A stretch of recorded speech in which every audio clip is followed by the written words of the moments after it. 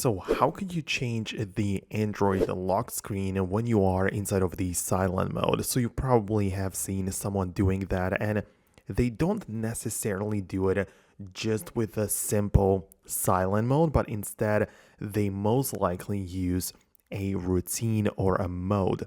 So you can find that inside of the settings app, and it's somewhere closer towards the top, so you don't even need to scroll much. Might be a little different on your phone, but you can find it right here. And from these modes, you get some prepared options like the sleep, driving, relax, work, but you can create your own one if you don't see the one which you are going for. And essentially, let's say I choose work. This is a mode. When this is enabled, I can decide what's going to happen. I can make every single contact silent, or I can pick specific apps and people which can still ring.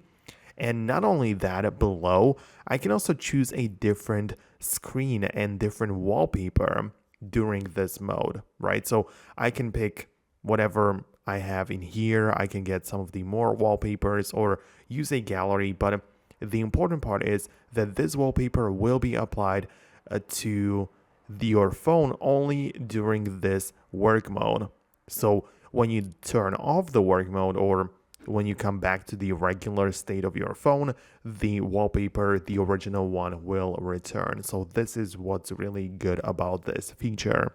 It gives you a quick glance of whether or not you are in the focus mode. So perhaps during your exercise mode, you would like to see, I don't know, like dumbbells as your wallpaper. And when you're done, you would like to return to the regular wallpaper of yours, which is whatever else.